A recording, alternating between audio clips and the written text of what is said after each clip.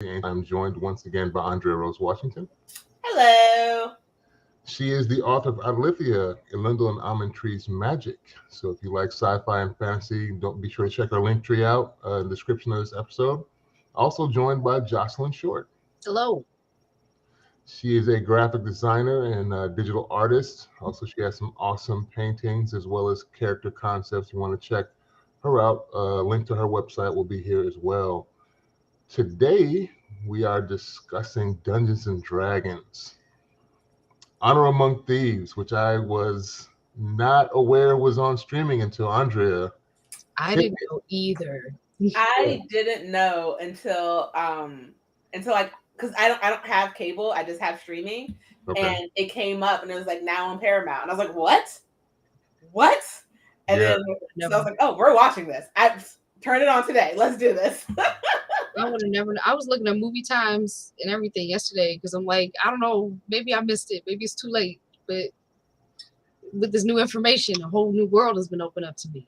I'm so happy because I was waiting for it to come out so I could like buy it and watch it, and I was like, oh, it's streaming on Paramount. Yeah, streaming has kind of ruined my purchases lately because that's all I pretty much do is I plan on buying this movie and it comes up on one of the services I already have and it's like, oh, looks like that's where I'm watching it. Question. Yes. Have either of you watched the 2000 Dungeons and Dragons film with Marlon Wayans in it? I didn't know that thing. What? Now I got to go. I will after this.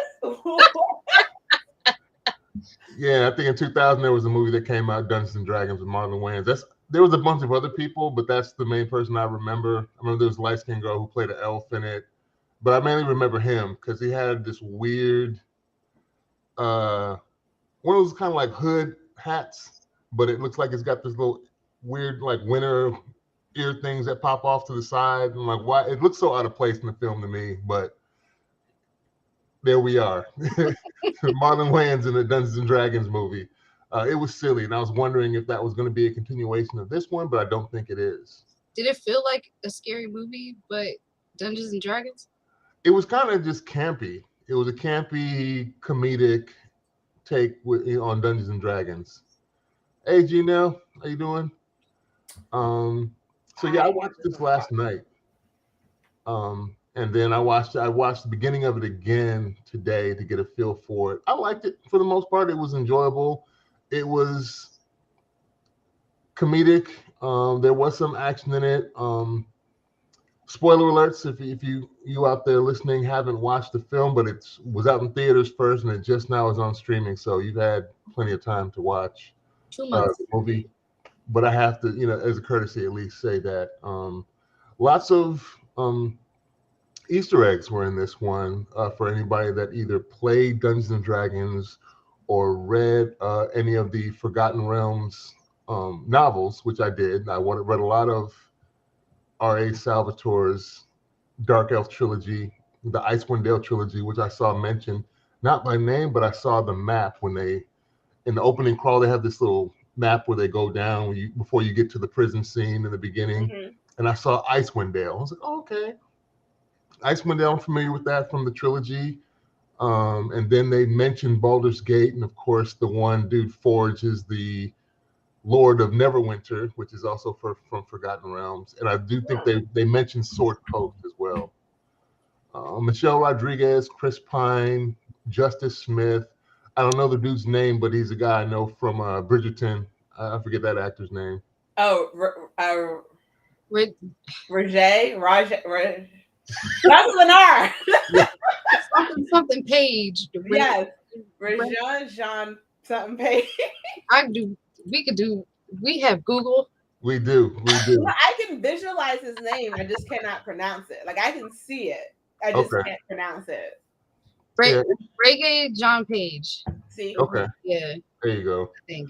I think this was well casted, well acted for the most part. It is what it is. If you weren't here for it, I don't think you're gonna have a good time. But this wasn't a film that didn't seem to take itself too seriously. It did not at all. I like the action for what we got. I like Michelle Rodriguez in it. Her other relationship was kind of weird, but when we get to that part, I was like, I was very shocked at the cameo. Yeah. I was very Yeah, it was a strange cameo. oh, so he's just having fun. Okay. He's got a type. That's Yeah, I what. was like, what is he? Is he like? I'm like, is my boy like Rocket Raccoon without the raccoon suit now? He's just a little dude. I'm like, since since Guardian is over, he's just still doing his little guy thing. I don't know. I don't What know. you guys think of this overall? I loved it. I thought it was spectacular. Like Okay. it was phenomenal. Like, like I'm gonna own this movie when it's not on stream anymore. Like, Okay. I like this movie was so much fun. And every single time I watch it, I see something else that I missed from the time before because there's so many little like small details. Like, and I loved the chemistry of the cast. I loved how Chris Pine's character did not take it too seriously. No one was a stereotype in this. No one was a stereotypical I can never make mistakes. I can never do this. Like, they were very much real people like playing this game. Yeah. So going on this quest. So I loved that it was. I love this movie. Yeah, I loved it because like I've played D&D before, and I really liked how I could feel the moments where they were doing initiative checks. Like I feel like I want to go back and go on YouTube, look up the writers, see if there's interviews with the writers, because I feel like they had so much fun. Because I feel like they were just writing this like massive D&D campaign, but it's a movie, and it was so good. Also, Michelle Rodriguez, I loved her in this. I feel like she does these roles. Like she picks these kinds of roles where she's like, yeah, I'm a tough woman. Yeah. Yeah. You know, that's her in these movies. But I feel like the dialogue is always terrible. The characterization of her in every other movie is terrible. But in this, I feel like it's a role for her. You know, she got to do all that badassery stuff she likes to do, but there's a real character there. So I love that. And she killed it in this to me. I loved everybody's characterizations. I love that Reggae John Page. I love that he was the paladin kind of character, and I love that they took him out of the movie for a long time because he was more heroic than our main character. Yeah, he was better than everybody. Yeah. They seemed kind of heartbroken when he left the team. Like, where are you going? He's like, this is your quest. It like reminded me of like he was a non-playable character. Like he had his set lines, his set roles, and it was like someone who aided the quest but was not a part of the quest. And it reminded like whenever I play like a game and there's those characters who you have to stick to for certain parts, and then the moment that part's over, it's like, well, I leave you now. Good luck. I'm gonna go about my way. He felt like that type of character, and I loved it. I love that they played that. He was the person they had to find. He helped them, and then when his task is done, deuces. Inadvertently, he was kind of a temporary dungeon master. He was like the game master, just to get the mission to get this helmet. He was like, that was his part. So he would have the book and go through where they had to go, where it was, how they were going to find it, what they had to get through. He was trying to explain the traps. And of course, my boy Simon immediately messes up the initial trap before he's finished explaining this complicated step. Like, even if he hadn't messed up, I felt like they weren't going to get that part right anyway. When he was explaining, it was like a real long soliloquy of what they had to do. And my boy just had to put his foot up on the bridge. It destroys the entire bridge.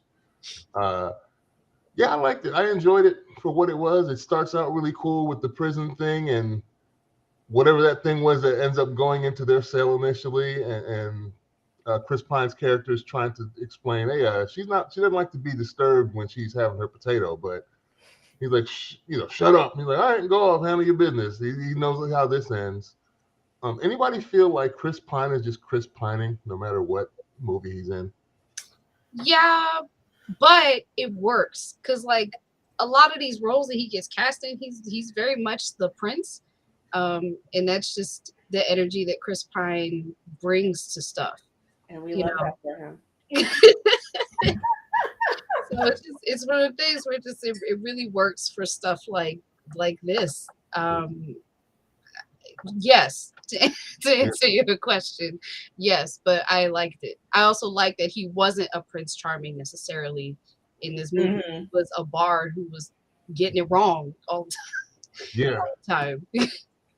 And I loved the misdirection in the very beginning because they don't show the face of the prisoner when he arrives and then Yeah. goes. So like, oh, okay, we're starting with them. Like Chris Pine is the one like in shackles, and it's not. That dude was literally in the movie for like 30 seconds and then he's gone.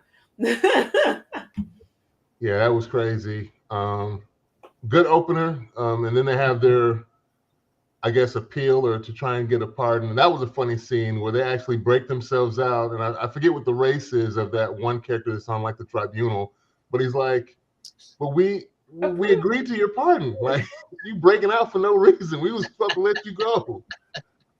Like, you could be free and now you're going to go back to jail. Like, I gotta wonder how the people that played like knee deep in the streets with Dungeons and Dragons, if they geeked out over this film or whether. I haven't seen that many reviews to see if they're complaining about it, whether they thought it was good or what.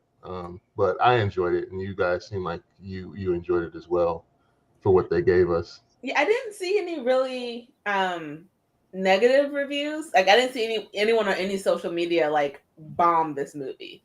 Yeah. And this community, not just the Dungeons and Dragons community, but like sci-fi fantasy community sometimes has a habit of, if you don't do what they love perfect, they're going to let us know that they were unhappy.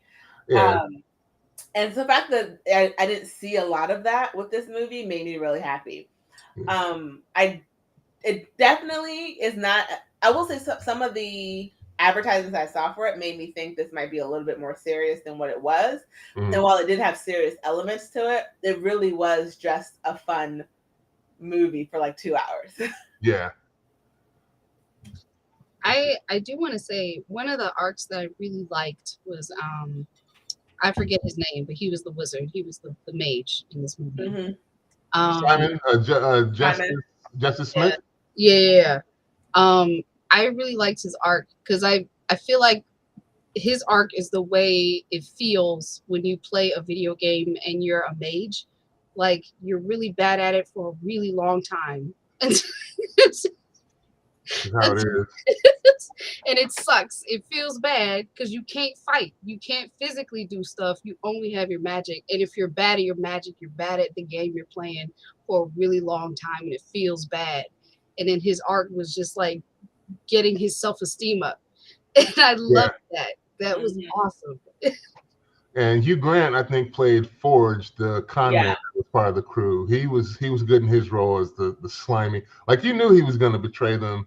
The moment he got that little fist bump when they got trapped in the time warp that the other secretive red wizard, her name was, but the red wizard, she does a little time bubble, and two of them get trapped. And my boy's like, make sure Kira is taken care of and take this. And he's like, I got you. You have my word. And when he did that, I was like, oh, he's not gonna live by what he says. The moment he said the con man, I was like, don't ever trust him. Don't trust him. Like, he's a con man. Never trust someone who openly tells people I'm a con man. Like, don't trust him. Yeah. You were good without him. You could just deal with Simon. I liked when he was like telling the stories. Like, you may wonder, how did we, go on all these adventures and leave a small child at home? Mm-hmm. The answer is we didn't. We brought her with us. Yeah, I'm wondering where they got that pendant from that she had to let herself disappear. Mm-hmm. Oh, you mean like who specifically? Like where because we see them when he's going for this after we find out about him basically getting his wife killed, Kira's mother. They already had that pendant when she was little, though. You don't see where they got the pendant that she has that lets her disappear. I thought Holga gave her the pendant after their first robbery. Probably, but I don't know exactly when, though. Like, we see when they get everything else. We also don't see when Holga gets what she thinks of as Miramar's walking stick, which isn't a walking stick. And Simon's like, that's a dither step, whatever the hell he called it. Yeah. A teleportation stick. Like, that's his walking stick. He's like, that's not a walking stick. That at least the stick does come out of nowhere. Like I know that they did talk about in the beginning that they were stealing stuff from folk, so it came from something. But yeah, we don't know like exactly where. Yeah, and we don't find out till towards the end that the reason that his wife gets killed is he actually stole some treasure from the Red Wizards, and they mark their money is marked, so they know where it is. They know exactly where to go and get it. And he's like, I didn't even have the bad luck to be there when they arrived. I have to say though, I did like that. Like Chris Pine's character was both like cocky and like humble at the same time. It was like he knew their limits, but was like, I'm just gonna believe we can do this because we have no other choice but to do this. And when he's like arguing with everyone, and he's openly admits, yes, this is all my fault. I am keenly aware that my life is the way that it is because of my actions. Yeah. Like I have no one to blame but myself, but I'm trying to fix it. And I really like that because sometimes having that main character always be like, I didn't do anything wrong, and then have to have that breakdown. It's just like, oh guys, this was not that. This was, okay, of course we failed. Yeah. But you need to keep going, otherwise you've only failed. Like you have to keep going. It was a good spin on a bard trait, which is to increase morale. By him admitting that like I'm really bad at stuff, guys. Yeah, pretty much useless the entire time. Everybody's like whooping ass, and he's just like when they escaped from Neverwinter, and he's sitting there trying to cut break his hand ties on the stairs, and Hoga just whooping everybody which way, and he's just got him. Yeah. So I missed the first time I watched it and the second time I watched it, but like I just like watched a little bit this morning, today. Yeah. And it was when they were walking down, and he was like, he asked her, "Do you have this?" And she's like, "Yeah, because I know you don't." Like it was already decided that he just was not going to help, that she was going to save them. Yeah. I love it though. She's the tank, she's the tank, and she's just like, I know who I am. I know what time it is. And she's like, she got the rock out or the brick out and saved herself and saved all of them. Mm-hmm. But I love, like, it wasn't even a thought. He was like, I'm not even going to try because I know I ain't got this. But I also like how Doric, when he met her and like was explaining everything, she was like, what's the point of you being here? Yeah. Oh, I'm the plan. I make the plan guy. I'm the guy who makes the plan. We already know the plan. So what are you going to do? Well, if it fails, I'm going to make another one. So you're the guy who makes plans that fail? Like, I was like, oh, this is so, like, and their conversation, like, felt real. And I don't know. I loved it. I love that. Every little interaction. That's always a bad time. And that's a real life situation, too. You know, street people that have, hey, let's go rob this or go steal this. And like, haven't you been caught so many times? You need a different, like, way of doing things. Like, hey, I got a lick we can hit. Like, nah, homie. I'm like, nah, man, just come on. Yeah. This is the wrong move. And you've proven that time and time again. At some point, you got to, get a new path in life. I guess he hasn't learned because he's just determined to bring his wife back and reunite with Kira. But my boy Forge set himself up something proper, didn't he? Forge was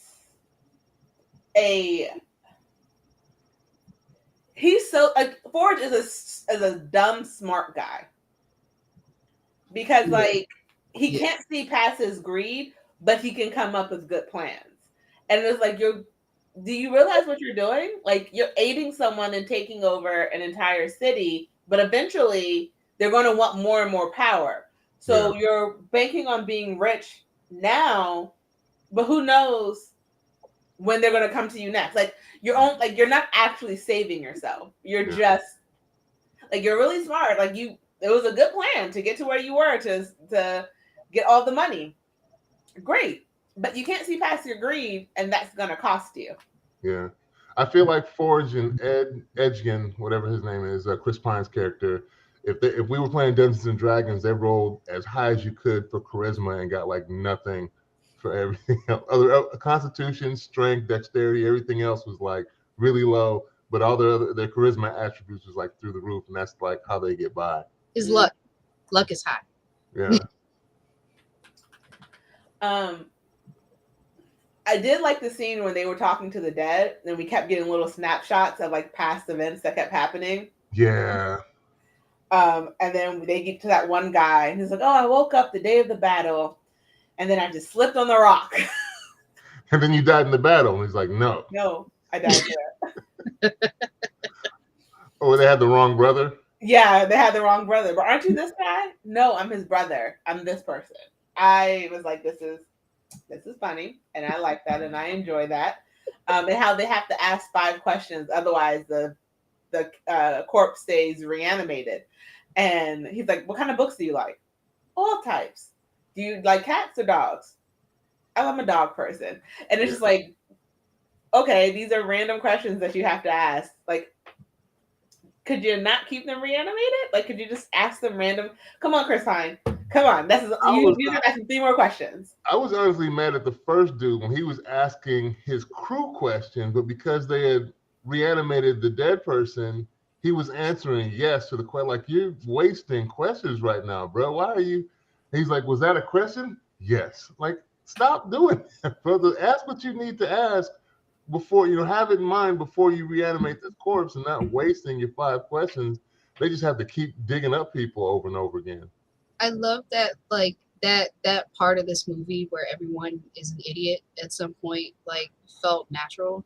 Mm-hmm. I feel like when you're in this kind of scenario, like an RPG kind of scenario, everybody should be an idiot at some point. Like, somebody should be really dumb.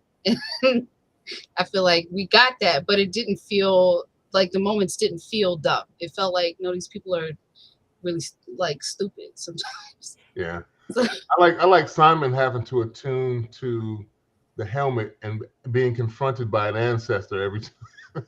Like, you ain't nothing, boy. What you doing? You again? You back? Didn't I smack you up the last time?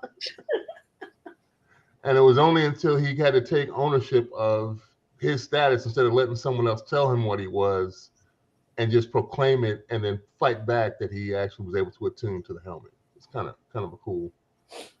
Proud of him. I know. Why did you give that helmet up? Like, I was confused as to why he gave the helmet up after getting in and out of the treasure room or whatever. Yeah, I thought he would keep it. Like, because anything around you wouldn't work. And that was one way to defeat Sophia. I have to tell you, when I was watching this movie, I was taking notes, and one of my first notes was like, Sophia is like she's the real problem. Like, she's a real problem in this movie, and I'm like, I'm just waiting. I don't know why people aren't acting like she's a problem, but she's a problem. You kept yourself hidden the whole time. Like, she looked evil. Like, I'm sorry, you're not supposed to judge people, but homegirl looked evil. Yeah. Looked evil. Like, we all knew she was the bad one. Before they revealed it, we all knew she was the bad one. Yes. I'm sorry to judge you, but you look evil. Yeah, like, also, I don't know if y'all play Dragon Age Inquisition or any of the Dragon Age games. Yeah. I used to.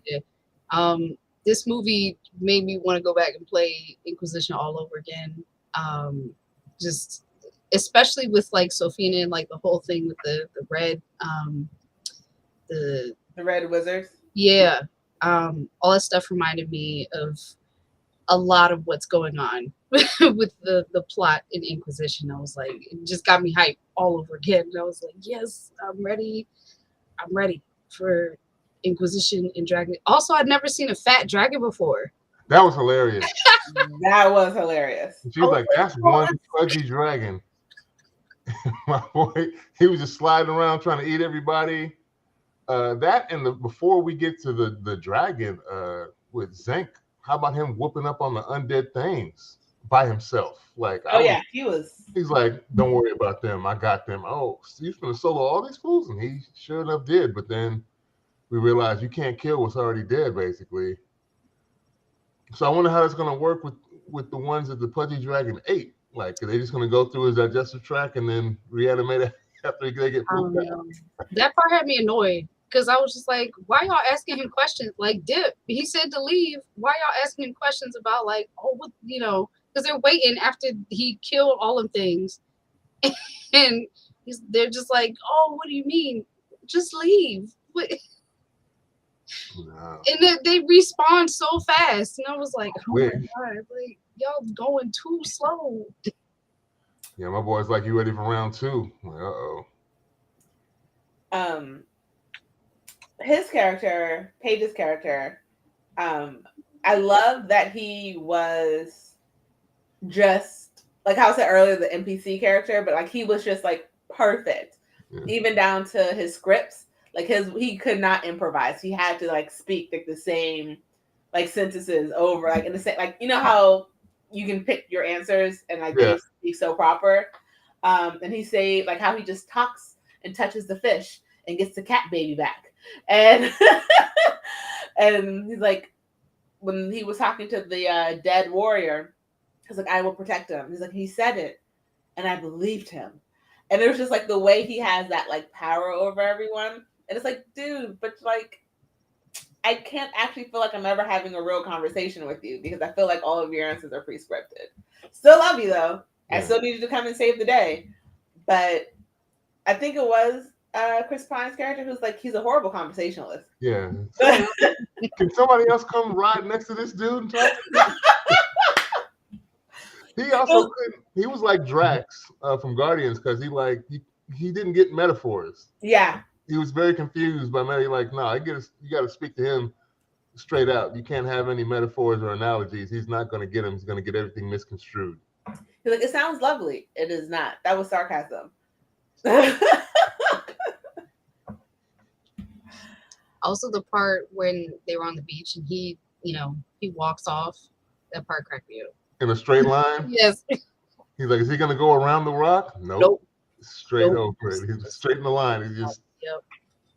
Because I was waiting. I was like, what are they going to do? I literally thought what was going to happen was that they were just going to have him walk into the rock and then like stay walking into the rock. Like that would have been hilarious. That would have been a true NPC moment right there. Yeah. Like just moving. And I was like, hey, turn, dude, turn. Make a left. Just make a left. Like, oh man, he's stuck in the geometry, stuck in the math. Oh my god. Yeah, so this was like a fantasy heist film on multiple levels. Mm-hmm. A team kind of get together, the camaraderie of everything. Did you guess what was going to happen in the end with the tablet? Did you know? He was getting the whole thing was to get this tablet back to get his wife back. The entire time, that's all he's been talking about.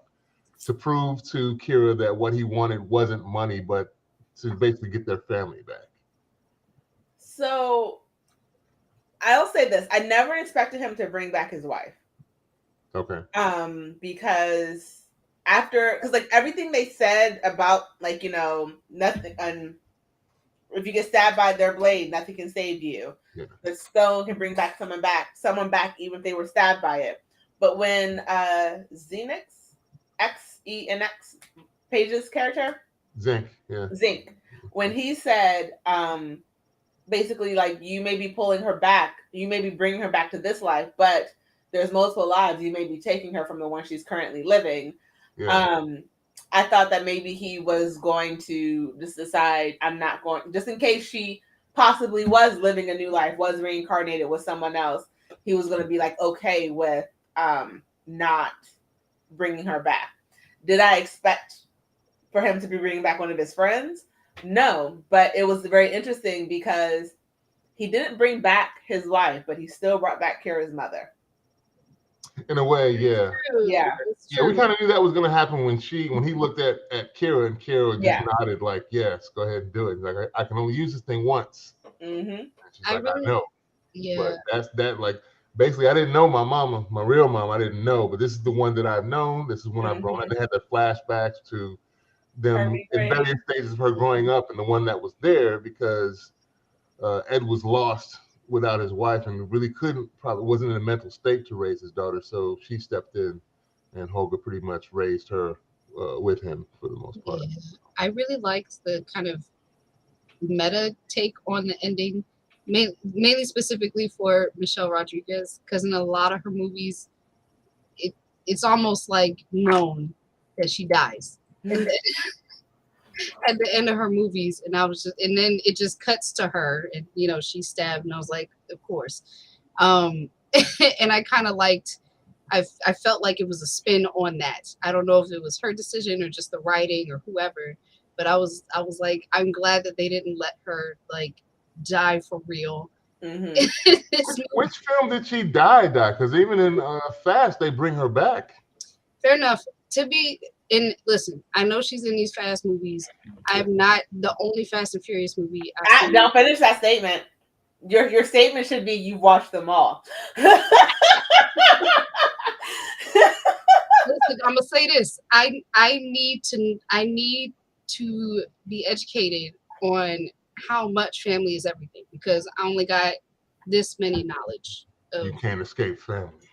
So, and you'll never guess. You'll never guess which one it is. But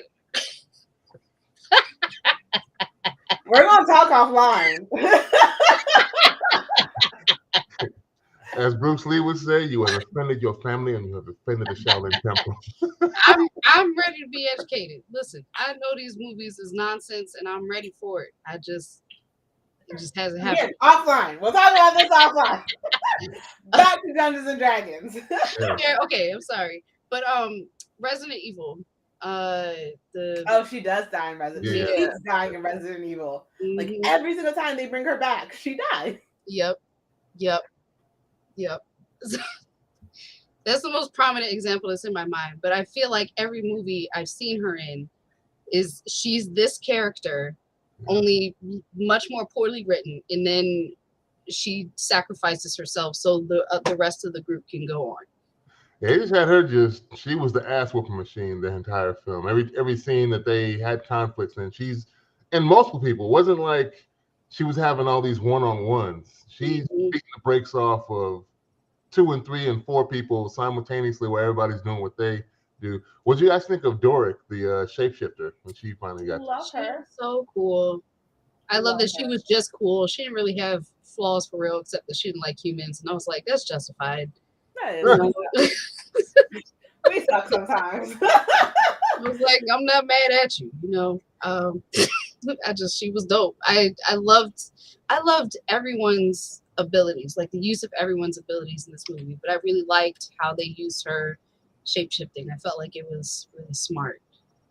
Yeah, it was crazy when she went in there to spy on them to find out, how the vault, and of course, oh girl just knew she was there, even though she was like a dragonfly up on the light fixture or whatever. And she screams. I was like, it's getting crazy. And that chasing was weird. And she just started changing into different, like a mouse. And that was crazy. She was then a hawk, and then she was like a little ostrich thingy. Yeah. And turned into a deer. Speaking of the shapeshifting, the VFX in this movie were so good. I felt like they were top tier. Like nothing felt unbelievable to me. I was like, this is great. Y'all really nailing it. Yeah. Overall, I enjoyed it. The action was good. The VFX were very good. The story was pretty good. It wasn't top notch, but I mean, it's Dungeons and Dragons. I don't know what people are going to expect from this, but it was in line with people that play RPGs. I think if you follow that, this you could vibe with. What were you going to say, Andrea? I do like that at the end, it's like his daughter, how he always used his daughter, like his daughter was always a part of all the heists. Yeah. And then she was also a part of this one. And then the way they set up the end to make you think that he sent his daughter away and was like, stay hidden, be safe, don't let anyone find you. And then like all of that was a total fake out. And then his daughter is the one who saved the day. And it's just like, she had to be, we had to make you think this so she could put this cuff on your wrist. And I will say I did like the scene where Doric went full Hulk on. Yes. Yes. Oh yeah, she just started mashing her. She was like, You reach her hand up, like, nope, you're staying down. Yeah, puny god, almost. Yeah. Yeah. Yeah. And like threw her into the bricks. And it's just like, you see the owlbear do this, but like this is still a human girl, like, or not human girl, but there's still like a girl shape shifting back into this, and it's just like, okay, you did Hulk out for a moment, and you're angry. You have a right to be angry. They were killing your people. I'm glad you got your revenge. It was very satisfying. I hate in most movies where like the villain has been very villainous, but their treatment, of like how they die or whatever is not equal to their villainy. And I felt like she needed her ass beat. She did. She needed Dory beat the brakes off of her. Yeah. I was honestly expecting limbs to get ripped apart. I was I was expecting her beak to like tear off. I don't know what I was expecting Dory to go a little bit more ham. Yeah. This was only PG-13, so I guess they couldn't go too far. Fair enough. That would be great if this was rated R. Oh my god, if this was rated R. So what do we rate this out of 10? It was a 10 out of 10 for me. I don't know. Really? I'm gonna be honest, because I have watched this more than once all the way through without feeling the need to skip certain scenes. Mm-hmm. Like, some movies you just can't, like, there's some things you don't feel like watching anymore because it's a dead scene. I don't know what that is. I know what you're talking about. Yeah. Like, it doesn't, like, if you miss that scene, it doesn't take anything away from the movie. Yeah, it's not very memorable. Because it didn't feel like there was any scenes like that for me, and I didn't feel annoyed that I had to watch the entire movie over again. Okay. I'm going to give this movie a 10 out of 10 as well, because it has rewatchability for me. Yeah. And I can watch it over and over again and love every scene versus like, I'm going to go get a glass of water on this scene. Yeah, it was a lot of fun. And one of my gripes with like movies that have fantasy elements in it is where the movies don't utilize the fantasy elements well. Mm-hmm. Like where people have magic, or like people have their roles, whether they're a paladin or like the strong person or a cleric or whatever, and like they don't make the best of these roles or these abilities. I feel like they did that really well in this movie, and so that's a 10 out of 10 for me. I'm like, if you are telling me that this person is this and it looks cool, this a win for me. Okay. I give it like an 8.5, mainly because it's rarely do I get something like a 9 or a 10. It was very enjoyable. I liked it. Like you said, it was very good use of the IP in general. I don't know how, because it's been a minute since I've played Dungeons and Dragons, but I'm not that steeped into it anymore. It's been a while since I've read the Forgotten Realms books and some of the other Dungeons and Dragons IP. But I got a kick out of recognizing the names that they mentioned and seeing some of the places on the map. But I don't know exactly how faithful they were to everything. Like I didn't recognize all of the creatures and characters that they had. They didn't call Chris Pine's character a bard, but I just assumed because he got that lute or that mandolin, whatever he pulls out, that's what he was. And he sang songs as they went along. They did call Zeneca Paladin outright. And of course, Simon's character was a sorcerer, and the villain was one of the red wizards of Thane or whatever. So, yeah, I think they were, from my standpoint, they were really faithful to it, and I enjoyed it. I didn't have too many gripes over it. And like I said, it is what it is. Some things you kind of have to accept. Like people kill me when they see giant kaiju films or something, they call it unrealistic. I'm like, well, it's a giant kaiju film. What are you expecting when you paid money to go into the theater to see that? That's what it is. What were you gonna say, Andrea?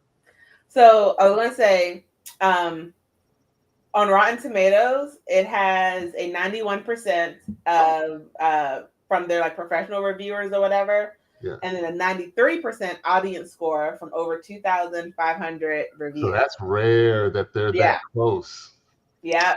Usually there's a weird like gap between the reviews of the professional reviewers and like the user score of regular people, because I feel like sometimes the reviewers are either paid to say one way or the other, and then you kind of get the real score from the users. But then at the same time, when you get people like piling on and just hating for no reason, that because they don't like it or whatever, they just, so it's kind of hard. But when they're 91 and 93%, that's rare, I think, to get them that close together. I feel like the secret sauce for this kind of stuff is like, if it's an IP, take the IP seriously, but like have fun with it. Like it's supposed to be fun, so it should feel fun, Yeah. Like the tone of it should be true, Yeah. Man, another one down. Thank you guys again for taking the time out of your day to talk about these things with me. G-Nell, appreciate you jumping in the live stream again. I see there are 3 other lurkers, but they were the only ones that commented. So I appreciate y'all taking the time out of your day, whoever you are that popped into the live stream. This is the Askari cast, and don't forget to check out Trek and Beyond, a Star Trek podcast. We're going into lower decks. There you go. And like I said, there will be links to everybody's websites in the description of this episode when I upload it to it's not Anchor anymore, so Spotify podcasters. Yeah. So those of you on Spotify, I think we're at around 30 subscribers. We need 100 to get back to our regular sponsor where they'll sponsor us. So if you can kick in and subscribe to us on Spotify, we greatly appreciate it. We will talk to you all next week, maybe. See y'all. See you. Bye.